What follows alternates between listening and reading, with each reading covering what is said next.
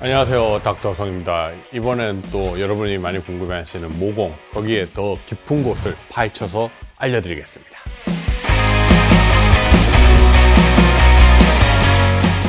레이저는 빛 에너지가 열 에너지로 바뀌는 거라서 시술 직후에도 열 에너지가 남아 있습니다. 그러면 그 열에 의해서 혈관이 확장되게 되는데, 그 혈관 확장된 것들이 피지선을 자극해서 유분 분비를 늘리게 되죠. 그렇게 되면 피지 분비가 더 많아져서 피지가 많아지니까 악화된 거 아니야? 부작용 아니야? 이런 생각을 하게 되는데, 시간이 지나면서 열이 식게 되고, 그러면 그 붉은 것들이 점점점 사라지면서 생겼던 피지들은 사라지게 됩니다. 그래서 진정되기 때문에 너무 걱정하실 필요는 없습니다. 일반적으로 시술 직후에 피지 분비가 많이 늘어났다고 걱정하시는 분들이 많으신데요. 그래서 카페에 질문도 많이 하세요. 그렇게 생긴 피지들은 어떻게 해야 되느냐? 걱정 안 하시고 그냥 놔두시면 됩니다. 이런 것들은 일반적으로 시간이 지나면서 대부분 자연히 사라지기 때문에 걱정을 전혀 안 하셔도 되는데, 종종 피부에 따라서, 종종 사람에 따라서 그런 붉은기가 굉장히 오래 가시는 분들이 있어요. 이런 분들은 이걸 그냥 방치하면 피지 분비가 더 늘어나고 모공이 약간 악화될 가능성이 존재하기 때문에 보고만 있지 마시고 약을 복용하시고 항생제 연고를 이용해서 그 붉은기를 빨리 잡아주시면 피부는 빨리 안정적으로 변하면서 피지는 줄어들고 없어지게 됩니다. 그러니까 피지가 조금 늘어났다고 함부로 손대시면 절대 안 돼요. 아시겠어요?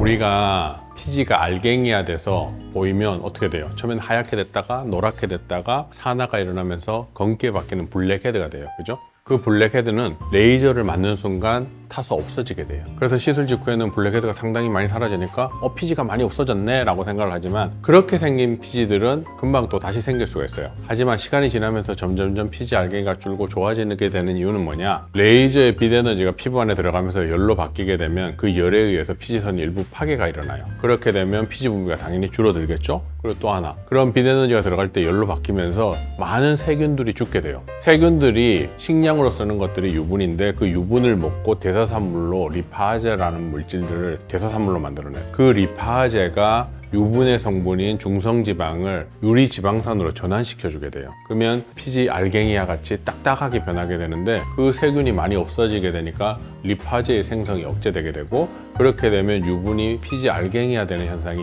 현저하게 감소하게 되는 거예요. 그래서 왜 시간이 지나면서 유분 분비가 줄고 피지가 알갱이화 되는 게 줄느냐? 피지선 일부가 깨지고 세균이 사멸하니까 그 세균에서 만들어지는 대사산물인 리파제가 생성이 억제되기 때문에 딱딱한 피지 알갱이가 안 만들어지는 거예요. 어려운 이론인데 제 설명이 귀에 쏙 들어오셨죠?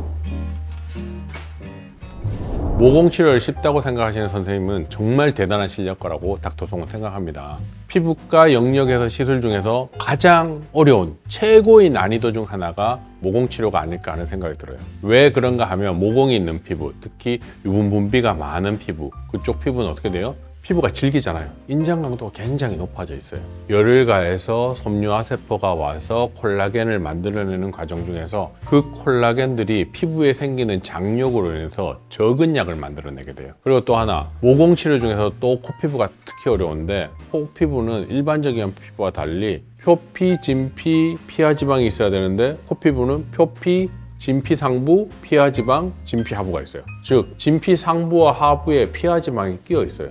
그러니까 진피 하부로 열을 전달하려고 하는데 피하지방이 한번 다 걸리게 되는 문제가 생겨요. 그러니까 진피 하부에 열이 어느 정도 전달해야지만 콜라겐 타입 1이 만들어져서 튼튼한 피부가 만들어지는데, 그런 과정들이 쉽게 형성이 안 되는 거예요. 그리고 또 하나, 유분이 많고 피지 알갱이가 많이 생기니까 상대적으로 염증이 많이 생기고 혈관이 많이 생기는 거예요. 그러니까 점점점 치료가 어려워지겠죠. 그래서 모공이 있는 피부에서는 고려해야 될 요소가 너무 많은 거예요. 피지선, 혈관, 피부의 질긴 정도, 이런 것들 다 고려해서 치료를 하게 되니까 치료가 너무 어려워지는 거예요. 그래서 하나만 타겟을 하면 이게 잘 안 되고, 요걸 타겟을 하면 요게 조금 아쉽고, 이런 결과물들이 나오니까 이런 여러 가지 요소를 고려하면서 치료를 해야 되니까 이 하나하나를 다 신경 쓰면서 최고의 결과를 만들어내기가 쉽지가 않은 거예요. 그래서 이런 모공 치료는 다른 피부 치료에 비해서 상당히 어려운 치료이긴 한데, 이러한 모공도 꾸준히 치료하다 보면 결국은 굉장히 좋은 결과값을 가질 수 있다는 거예요.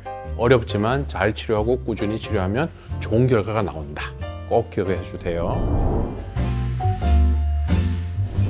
피부의 표면은 어떻게 돼 있어요? 수소이온의 농도는 약산성을 유지하고 있죠. 보통 5.0, 5.5 사이를 유지하고 있어요. 그죠? 그런데 뭔가 알칼리화 되기 시작하면 이거를 방어하려고 유분 분비를 자꾸 늘리는 거예요. 약산성 물질은 유분이 증가하게 되면 알칼리화 된 게 어느 정도 감소하게 되니까. 그런데 레이저를 받게 되면 피부는 점점점 어떻게 돼요? 건강한 정상적인 피부로 바뀌어요.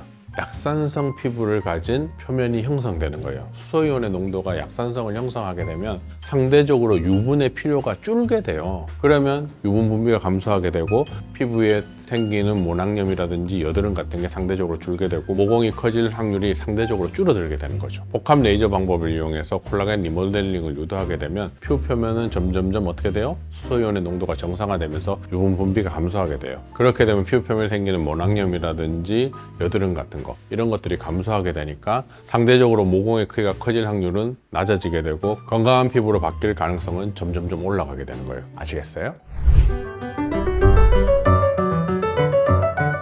모공에 관한 일타 강사 닥터송의 내용 어떠셨어요? 여러분 귀에 쏙쏙 박히시죠? 끝까지 이 내용을 듣고 잘 관리하시면 굉장히 좋은 피부를 가지게 되실 거예요. 그런데 아직 궁금한 게 많으시다면 네이버 카페 모두의 피부에 오셔서 많은 질문을 남겨주세요. 아는 데까지 답해드리도록 하겠습니다. 저는 그럼 다음 시간에 뵐게요. 안녕.